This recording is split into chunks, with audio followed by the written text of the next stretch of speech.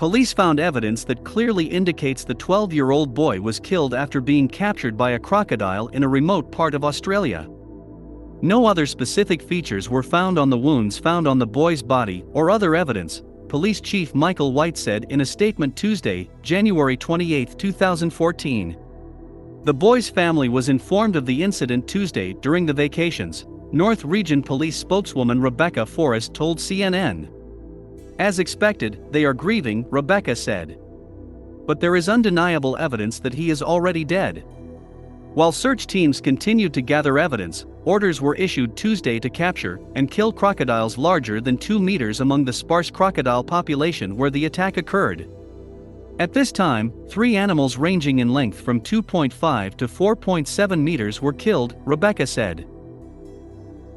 On Sunday afternoon, a boy was swimming with 4 other children at a waterhole near Mudgeonbury in Kakadu National Park in Northern Territory when a saltwater crocodile attacked a group of children. One of the boys, 15 years old, was bitten by the animal, but managed to escape from it. The crocodile then switched to his 12-year-old friend, said Police Sergeant Stephen Constable. The 15-year-old boy was grabbed by his right arm by the crocodile. He started kicking away from the crocodile and he grabbed his left arm. Then he let go, which allowed him to escape, and grabbed the 12-year-old boy and swam away with him. Police and park rangers used helicopters and boats to search the area where the attack occurred.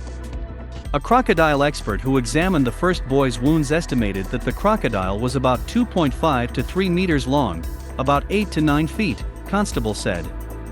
The search team also began looking for larger crocodiles that may have attacked the 12-year-old boy. In some cases a crocodile might take a little bit of food, but a bigger crocodile will take everything with it, Constable said. According to local media reports, people in the region were warned against swimming after a teen survived a 5-foot crocodile attack last January. Constable said crocodiles are especially dangerous this time of year because of seasonal flooding. The crocodile did not want to let go of the body of the murdered male Vodadar. It was a tug-of-war between the fire department and the adult crocodile that lasted about an hour right in the center of town. People held their breath as they waited for firefighters to pull out the body of a 60-year-old man who was killed by a crocodile on the afternoon of Friday, April 25, 2014, near the Viswamitra River, near the Navanagri slum. This is the third crocodile attack in Vadodara in the last 20 days. A man was attacked by the crocodile when he went to go to the bathroom around 2:30 p.m. Some passers-by noticed the reptile carrying the victim's body to the river and reported it to the fire department. When we got there, the crocodile was holding the man's head in its mouth. We tried to rescue him, but more than a dozen other crocodiles had surrounded the place.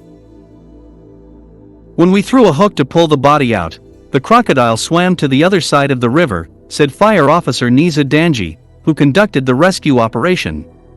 We got to the other side of the river and tried to grab the body, but the crocodile was aggressive. It refused to give up the body.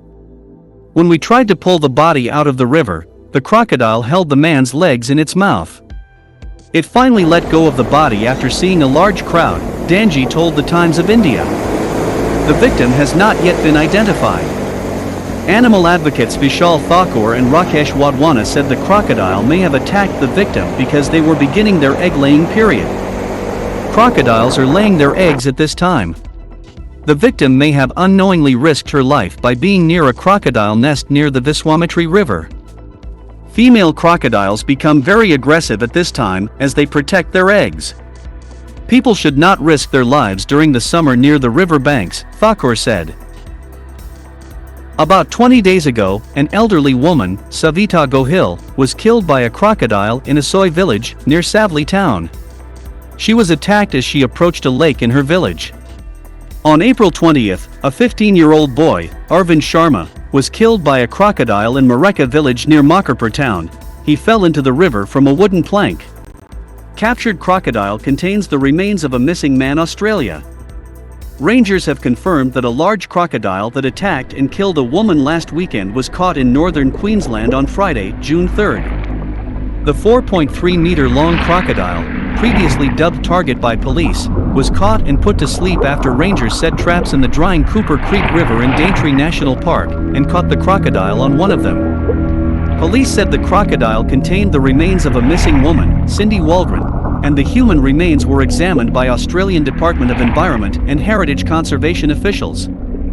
This is the second crocodile caught as part of this investigation, believed to be the alleged perpetrator of the tragedy because of its size and habitat, police said.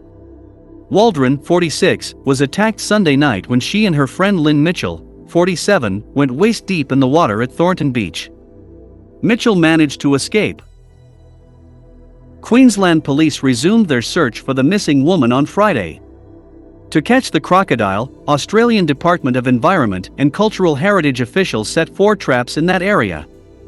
The stomach contents of a 2.5-meter crocodile discovered in a trap Thursday were examined in the city of Cairns, but the results were mixed. The crocodile was under anesthesia and had its stomach contents flushed. It was not injured. Department officials believed it was not the crocodile that attacked the women. After the Waldron attack, Queensland officials reported that crocodile numbers in the Daintree remain constant. After surveying the river in 2014, 20 crocodiles were found there. State leaders have since announced an additional $5.8 million to monitor crocodile numbers, with the local crocodile population to be studied within 3 years. Waldron's sister, Anne Leonette, described the deaths as the most heartbreakingly horrible thing that has happened to her family. They were just making their way, and then something suddenly grabbed them. Those thoughts suffocate me with nightmares, she said. One of the first things my mom said was that it wasn't the crocodile's fault, it was his environment. Annette and other family members arrived in Daintree from New Zealand while police were still searching for Waldron's body. Waldron's father reported that his daughter often did crazy things. What she did there was a crazy thing, absolutely crazy. But she was, he said. After suffering shock and cuts, Mitchell remains in stable condition at Mossman Hospital, north of Cairns.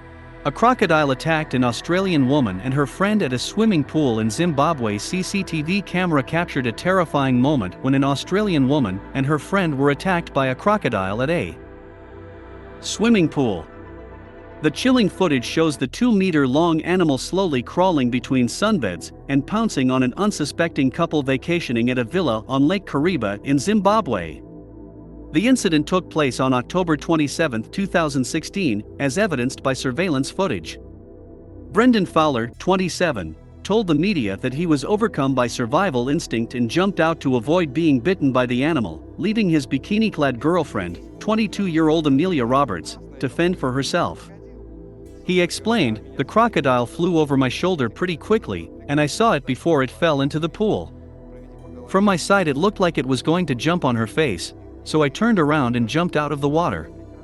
It all happened so fast, and I assume it was just instinct. I don't think I had time to think under those conditions." The crocodile switched to Roberts, who was traveling in Africa during a study break in Australia. The crocodile bit her twice. Even then, when she got to the other side of the pool, it may have seemed like she had reached safety, but suddenly the animal became even more aggressive. In a split second the crocodile swam up to her and bit her hand.